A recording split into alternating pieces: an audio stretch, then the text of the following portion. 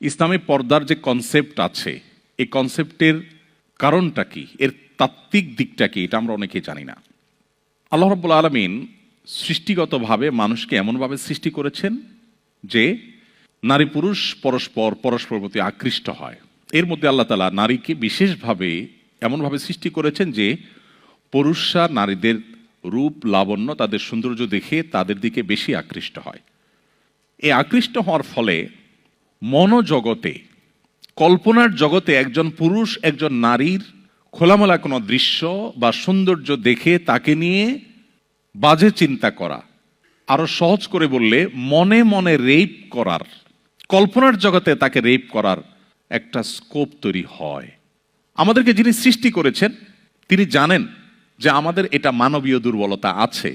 সেই জন্য আল্লাহ তাআলা আমাদেরকে নির্দেশ করেছেন পুরুষদেরকে তোমরা দৃষ্টিকে সংযত করো, কুল্লিল মুমিনিনা ইয়াগুদ্দু মিন আবসারিহিম ওয়া ইয়াহফাযু ফুরুজাহুম।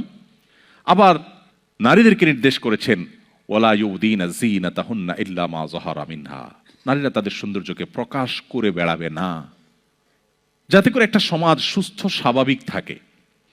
আল্লাহর বিধানটাকে যদি আমরা ছুঁড়ে ফেলে দেই তাহলে কি হবে? সে ক্রাইসিস ইতোমধ্যে পৃথিবীর প্রত্যেকটা উন্নত দেশ ফেস করছে। পরিবার ব্যবস্থাপনা ভেঙে পড়ছে, সংসারগুলো খান খান হয়ে যাচ্ছে। কান পাতলে চতুর্দিকে আপনি শুনতে পাবেন পরিবার ভাঙার কান্নার আওয়াজ।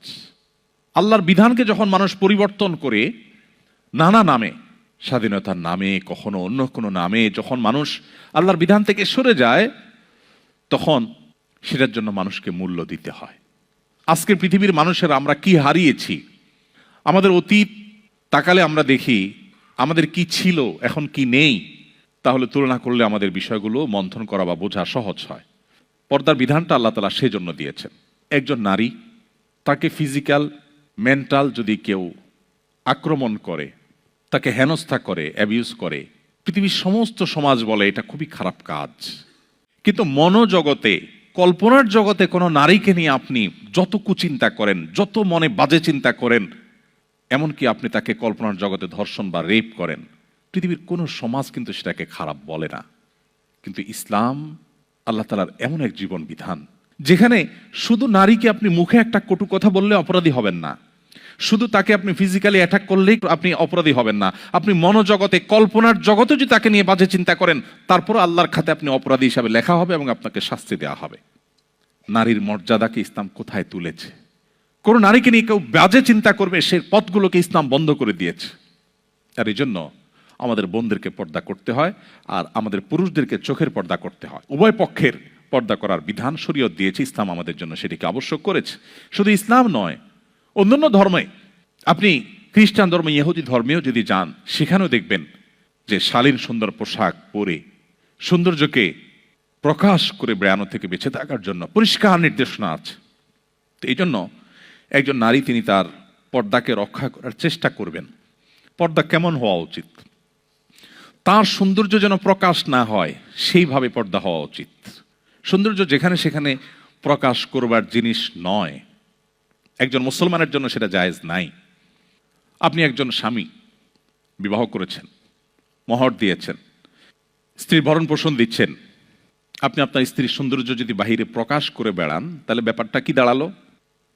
যে আপনি আপনার স্ত্রীকে সবাইকে দেখে তাকে নিয়ে বাজে চিন্তা করার স্কোপ আপনি তৈরি করে দিলেন।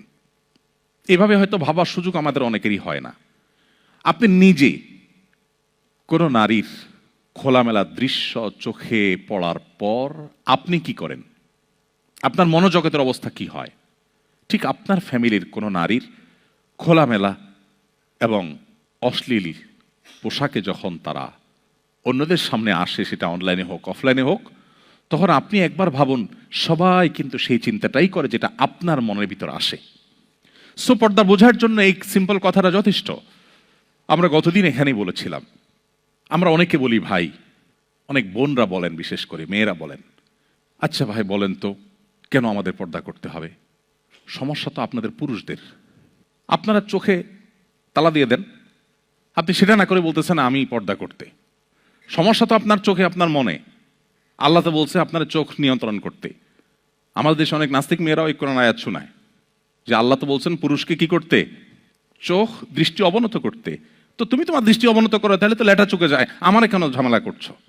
তো এটা বোঝার জন্য আমি বলি, সেদিনও বলেছিলাম, আপনি মতিঝিলে কোনো একটা ব্যাংকে গেছেন, যে প্রবাস থেকে পাঠানো টাকা তুলেছেন, 10 লাখ 20 লাখ 50 লাখ ক্যাশ টাকা তুলেছেন, তুলে একটা স্বচ্ছ ট্রান্সপারেন্স যে পলিথিন আছে, সেই পলিথিনে টাকাগুলো ভরে দেখা যাচ্ছে চকচকা 1000 টাকার 500 টাকার নোটের বান্ডিল। এটা ধরে আপনি ব্যাংকের সিঁড়ি দিয়ে হনহনায় নেমে রাস্তা দিয়ে হনহনায় হাঁটছেন এবং রিক্সা উঠে আপনি বাসা যাচ্ছেন। আপনাকে যদি কেউ বলে ভাই, ব্যাংকের ক্যাশিয়ার সাহেব হয়তো আপনাকে বলবে, আরে ভাই কি করছেন, কালারফুল একটা খাম দেয় যে এটার মধ্যে ঢুকান, তাহলে দেখা যাবে না টাকাটা। আপনি যদি বলেন যে কেন আমি খামে ঢুকাবো কেন, টাকা আমার, আমার টাকা দেখে যদি চোর ভাই ছিনতাইকারী ভাই লোভ হয়, তো সে তার চোখ হেফাজত করুক, সে তার লোভ সামলাক। ওয়াই আমি আমার টাকা এই পলিথিনে ব্যাগে ভরতে যাব?